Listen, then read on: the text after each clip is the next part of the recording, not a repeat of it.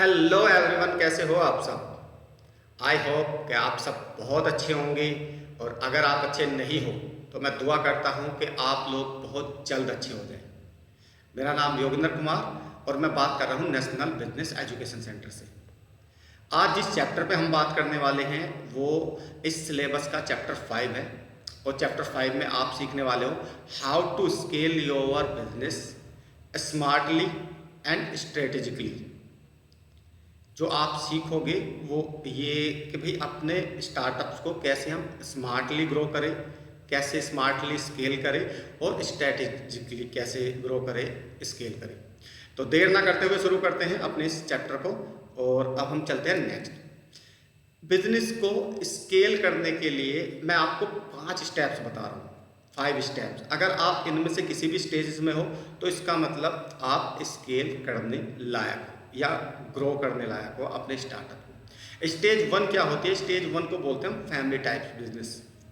Family type businesses जो होते हैं उनमें 50 से लेके 250 एम्प्लॉयज़ तक होते हैं। यानी कि 50 से लेके 250 की एक टीम होती है जो काम कर रही होती है अपने आपके गोल्स को अचीव करने में, आपकी कंपनी को प्रमोट करने में, आपके प्रोडक्ट सर्विसेज को प्रमोट करने के लिए। ठीक है। स्टेज 2 का जो बिजनेस होता है वो होता है 500 से 1000 एम्प्लॉयज़ का। इसमें ट्राइब टाइप जैसे जनजाति होती है उस तरीके का बिजनेस होता है, एक समूह होता है छोटा सा। यानी कि स्टेज 1 से थोड़ा सा एडवांस लेवल का होता है। इसमें 500 से और 1000 बंदों का नेटवर्क होता है, आपका एम्प्लॉयज़ होते हैं जो आपके साथ काम कर रहे होते हैं। अब ये दोनों कैटेगरी में समझ लेना, पेड भी हो सकते हैं और नॉन पेड भी हो सकते हैं। यानी कि एक होता है जिसको आप सैलरी बेसिस रखते हो और एक होता है जिसको आप कमीशन बेसिस रखते हो। तो ये दोनों तरीके के होते हैं। अब नेक्स्ट चलते हैं स्टेज 3 के ऊपर। स्टेज 3 में क्या होता है, एक जैसे एक गाँव होता है ना, तो उस तरह का आपका बिजनेस होता है, काफ़ी अच्छे लेवल का बिजनेस होता है जिसमें 2500 से लेकर 5000 एम्प्लॉयज़ तक आपके साथ काम कर रहे होते हैं। इसको स्टेज 3। स्टेज 4 क्या है? City type of business. City types क्या होता है? इसमें 50,000 प्लस एम्प्लॉयज़ आपके साथ काम कर रहे होते हैं। और लास्ट में आता है स्टेज 5। स्टेज 5 में क्या आता है? Nation type of business. मतलब ये पूरा का पूरा शहर की तरह होता है, बहुत ह्यूज इंफ्रास्ट्रक्चर होता है, बहुत बड़े लेवल का बिजनेस होता है। ठीक है। तो ये तो थे जो मैंने आपको बताया एम्प्लॉयज़ के लिहाज से कि आप किस स्टेज में हो ये देख लेना। और अगर आप इस पहली स्टेज से भी नीचे हो तो आप अभी स्टार्टअप हो, अभी आपको लोग ज़्यादा नहीं जानते।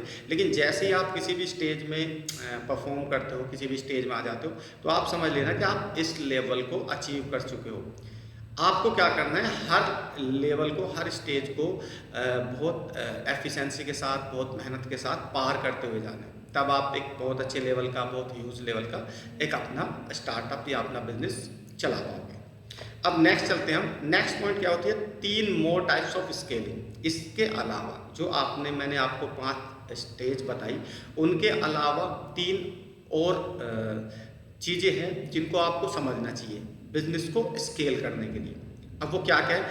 नंबर 1 होता है यूज़र स्केल। यूज़र स्केल्स क्या है कि आप अपने यूज़र्स की जो क्वांटिटी है वो बढ़ा दो, स्केल कर दो। जैसे मान लो सपोज आप एक ई कॉमर्स बिजनेस करते हो, है ना। ई कॉमर्स बिजनेस में क्या होता है कि भाई उनकी वेबसाइट भी होती है और उनका एप्लीकेशन भी होता है। हो सकता है कि जो यूज़र्स हो वो आपके सिर्फ प्लेटफॉर्म पे आता हो, आपका ऐप उसने डाउनलोड किया हो, वो बस उस पर आपके प्रोडक्ट देखता हो, आपकी सर्विसेज देखता हो, बट वो परचेज कुछ ना करता हो, तो उसको बोलते हैं यूज़र। वो सिर्फ यूज़र है, वो आपका कस्टमर नहीं है, सिर्फ यूज़ करता है। दूसरा होता है कस्टमर स्केल। कस्टमर स्केल क्या होता है कि एक बंदा आपके प्लेटफॉर्म पे आया, आपकी दुकान पे आया, आपके एप्लीकेशन पे आया, आपकी वेबसाइट पे आया, उसको आपका प्रोडक्ट पसंद आया, उसने पैसा दिया और माल लिया। एक होता है ये स्केल, इसको बोलते हैं कस्टमर स्केल। और तीसरा जो मेन इंपॉर्टेंट स्केल होता है वो होता है बिजनेस स्केल। बिजनेस स्केल में क्या होता है? Total annual revenue. कि ऐसा ना हो कि भाई आप बिजनेस स्केल तभी कर पाओगे जब रेवेन्यू आ रहा होगा आपके पास, और रेवेन्यू भी पॉजिटिव कैश फ्लो में होना चाहिए। ऐसा नहीं है कि रेवेन्यू निगेटिव कैश फ्लो में चल रहा है, यानी कि जो कलेक्शन हो वो पॉजिटिव हो, निगेटिव कलेक्शन नहीं होनी चाहिए आपके पास। तो ये 3 और मोर टाइप के स्केलिंग पॉइंट्स मैंने बताए, जो कि 5 स्टेज और 3 ये इंपॉर्टेंट पॉइंट्स। इनको ध्यान में रखना जब भी आप किसी स्टार्टअप को स्केल करने के मूड में होते हो या स्केल करने की प्लानिंग करते हो। अब नेक्स्ट चलते हैं। अब मैं कुछ इंपॉर्टेंट चीज़ बताऊंगा, important differences of the stages. इसके कुछ स्टेजेस भी होते हैं जो बहुत ज़्यादा इंपॉर्टेंट होती है, लेकिन ये स्टेजेस क्या होती है ना, ये अलग अलग स्टेजेस होती है। किसी भी बिजनेस को जब आप स्केल करते हो तो स्केल करने के लिए उसकी कुछ स्टेजेस होती है, तो आपको हर स्टेज पे अपने बिजनेस को स्केल करना है, हर एक स्टेज पे। अब वो 7 इंपॉर्टेंट स्टेजेस बताऊंगा जिसमें आपको अपने स्टार्टअप को स्केल करना है। ऐसा नहीं है कि आप किसी भी कड़ी को कमज़ोर नहीं छोड़ सकते, क्योंकि अगर आपकी कोई भी कड़ी कमज़ोर रही तो वो टूट सकती है, और जहाँ पे चीज़ें टूटी वहाँ पे आपको दिक्कत आ सकती है। तो नंबर 1 होता है स्ट्रेटजी, यानी कि जो भी आपका प्लान है, जो भी आपका एग्जीक्यूशन प्लान है, वो स्ट्रेटजी कितनी मजबूत है आपकी। ठीक है, इसमें आपको स्केलिंग के लिए कुछ चेंजेस करने हो तो कर सकते हो, कुछ इम्प्लीमेंट्स करना हो तो कर सकते हो। ये डिफरेंट स्टेजेस बता रहा हूँ मैं। स्ट्रेटेजी अगर आपकी स्ट्रांग होगी तो सिंपल सी बात है, आपकी को कोई दिक्कत नहीं आएगी। उसके बाद टैक्टिक्स होती है, ये छोटी छोटी युक्तियाँ होती है, छोटी छोटी। जैसे मान लो आप मार्केटिंग के लिए अलग टैक्टिक्स लगा दो, आप अकाउंटिंग के लिए अलग टैक्टिक्स लगा दो, आप डिज़ाइनिंग के लिए अलग टैक्टिक्स लगा दो। यानी कि हर जगह आपको देखना है कि कहाँ पे मैं कौन सी टैक्टिक्स यूज़ कर सकता हूँ। ठीक है, उसके बाद तीसरा इंपॉर्टेंट पॉइंट होता है मैनेजमेंट। मैनेजमेंट में भी आपको बहुत ज़्यादा ध्यान देने की ज़रूरत होगी जब आप स्केलिंग के माइंड सेट पे होते हो, जब आप स्केल करने के उस पर होते हो। क्योंकि अगर आपके मैनेजमेंट में कुछ बंदे ऐसे हैं जो उस तरीके से रिएक्शन नहीं दे रहे जिस तरीके से आपके गोल को अचीव करने में आपको हेल्प मिलती है, तो हो सकता है आप उनको मैनेजमेंट से बाहर कर दीजिए, या फिर उनको उनके रोल रिप्लेस कर दीजिए, रोल बदल दीजिए। क्योंकि यहाँ पे मैं फिर बोल रहा हूँ कि जब आप इम्पोर्टेंट डिफरेंसेस ऑफ स्टेजेस पे काम करते हो तो आपको बहुत सारी कमियां भी वहाँ पे मिलती है, और उन कमियों को सुधार के ही आप स्केल की साइड बढ़ सकते हो। ठीक है, अब चौथा पॉइंट है लीडरशिप, यानी कि पूरे के पूरे सिस्टम को जो कंट्रोल करती है वो करती है लीडरशिप। तो लीडरशिप भी आपको मजबूत करनी है। लीडरशिप को भी ध्यान में रखते हुए जो छोटे छोटे डिपार्टमेंट्स हैं उनके लीडर का माइंडसेट क्या है, उनके लीडर्स कैसे अपनी रोल एंड रिस्पॉन्सिबिलिटी को प्ले कर रहे हैं, वो क्या माइंडसेट रखते हैं, आपके गोल को अचीव करने के लिए उसका माइंडसेट क्या है, उसकी स्ट्रेटेजी क्या है। तो लीडरशिप में फाइनली वो लीडर्स आते हैं जो आपके साथ कंधे से कंधा मिला के चलते हैं। तो लीडरशिप को आपको ध्यान में रखना है। उसके बाद टेक्नोलॉजी, यानी कि जब भी आप स्केल करने के उसमें होते हो तो विदाउट टेक्नोलॉजी तो आप नहीं कर सकते। मान लो भाई आप पहले जब आपका स्टार्टअप था, स्टार्टिंग में आप सिर्फ 10 या 15 लोगों को कॉल करते थे क्योंकि आप सिंगल थे, इंडिविजुअल थे। फिर आपने 5-6 बंदों की टीम बताई, 5-6 बंदों के साथ आप 100-200 लोगों को कॉल कर सकते हो। उसके बाद अब बात आ जाती है जब स्केलिंग पे आती है तो वहाँ पे जो है ना टीम थोड़ी सी बड़ी करनी होती है आपको। तो आप ये देखो कि आप कौन सी टेक्नोलॉजी यूज़ कर रहे हो ताकि सारा का सारा डेटा आपके पास सही से सलामत रहे और आपको पता रहे कि कौन यूज़र्स है, कौन कस्टमर्स है ना, टोटल रेवेन्यू क्या है, वो सारा उस टेक्नोलॉजी के अंदर होना चाहिए। मतलब वो फाइनली एक डेटा होगा आपके पास। अब चलते हैं प्रोसेस एंड सिस्टम। प्रोसेस क्या होते हैं? प्रोसेस होते हैं छोटे छोटे प्रोसेस कि भाई आपने सेल्स को बढ़ाने के लिए छोटे छोटे प्रोसेस में, यानी कि 4-5 टुकड़ों में सेल्स को डिवाइड कर दिया ताकि आराम से काम चलता रहे।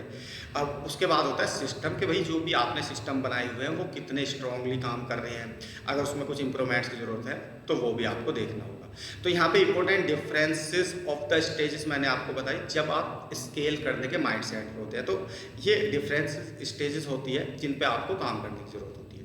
अब नेक्स्ट चलते हैं, नेक्स्ट आते हैं अब बिजनेस स्केलिंग की जो टेक्निक्स आप समझोगे वो बहुत क्रिटिकल होने वाली है। ये 3 टेक्निक होती है जिसको अगर आपने समझा, आपने सीखा और समझ लिया तो डेफिनेटली आप बहुत अच्छे से अपने बिजनेस को स्केल कर पाओगे। नंबर 1 क्या होता है? Business model innovation. Business model innovation में हम जिस चीज़ पे काम करते हो हैं वो होता है कस्टमर एडवांटेज। कस्टमर की एडवांटेज क्या है, कस्टमर चाहता क्या है।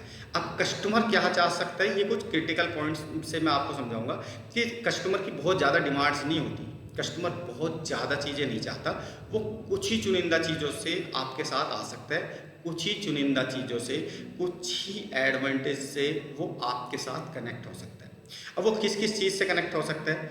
नंबर 1 प्राइस, कि भाई आपका प्राइस बहुत सही मिल रहा है, उसको मार्केट से अच्छा प्राइस मिल रहा है, आपका प्रोडक्ट की क्वालिटी और प्रोडक्ट का प्राइस बिल्कुल मस्त है, उसको कोई प्रॉब्लम्स नहीं है ना। ये एडवांटेज हो सकती है आपकी। या हो सकता है इनोवेटिव प्रोडक्ट, यानी कि आपका प्रोडक्ट बिल्कुल न्यू है, मार्केट में अवेलेबल ही नहीं है, बिल्कुल न्यू, पूरी मार्केट में कोई घूम ले, आपने जो प्रोडक्ट इनोवेट किया है वो मार्केट में मिल ही नहीं रहा, लोग ढूंढते फिर रहे हैं, घूम रहे हैं, लेकिन वो मिल नहीं रहा। मिलेगा कहाँ पे, सिर्फ आपके आउटलेट्स पे या आपके शॉप पे या आपके दुकान पे, या जो भी आप जहाँ पे भी आप हो, सिर्फ आपके पास मिलेगा।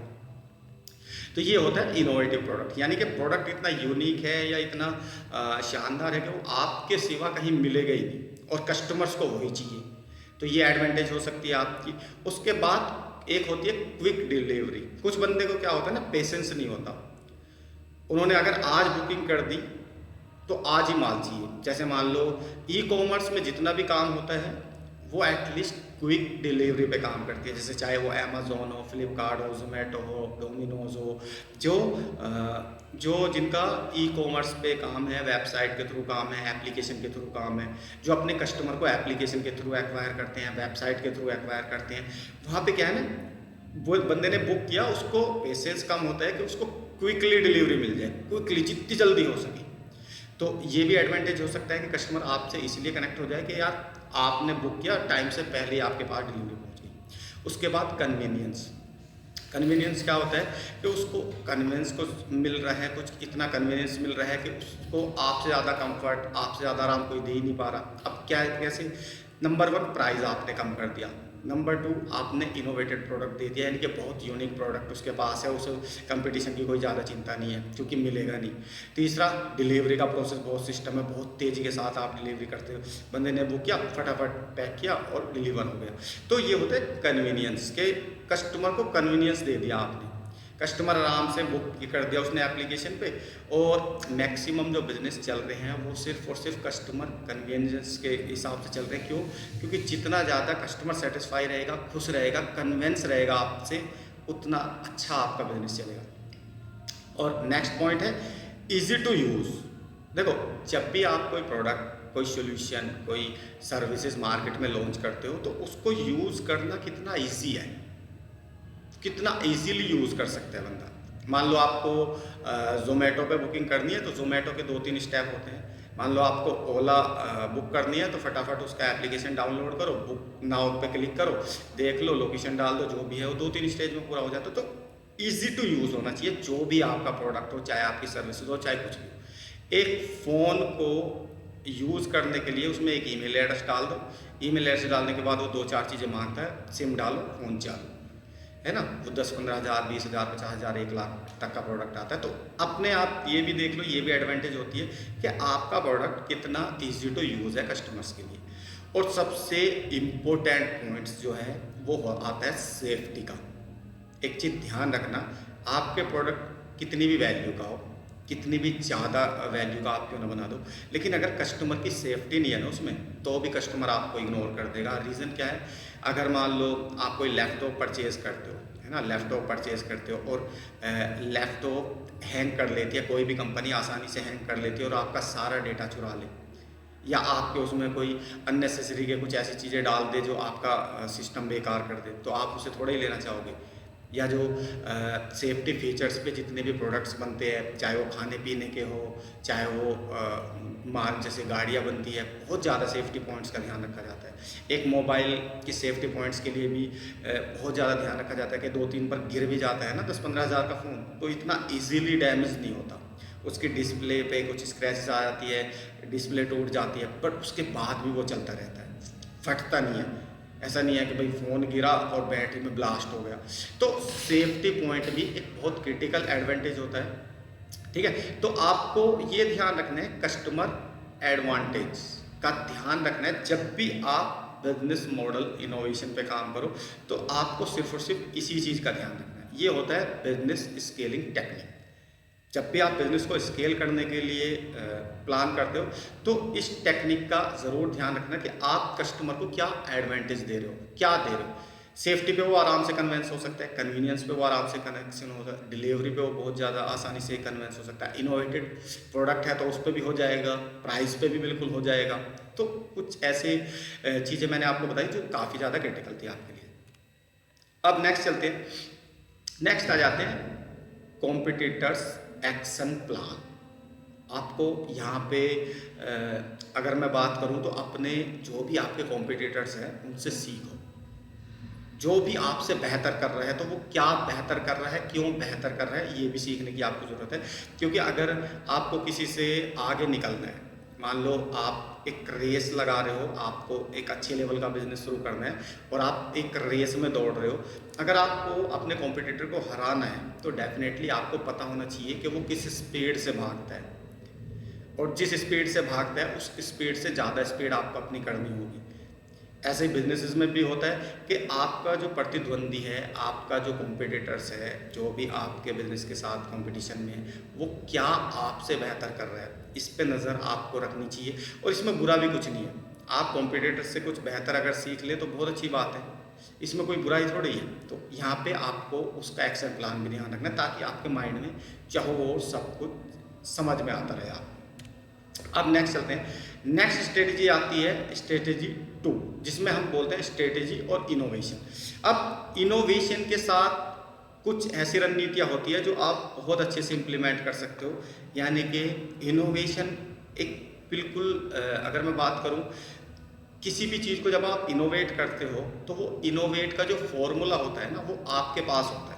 सिर्फ आपके सिवा और कोई नहीं जान पाता कि आपने क्या इनोवेट किया, उसका पर्पस क्या है इनोवेशन का, उसके पीछे रणनीति क्या है, उसके पीछे क्या गुणागणित आपने लगाए हैं, वो सिर्फ आप जानते हो।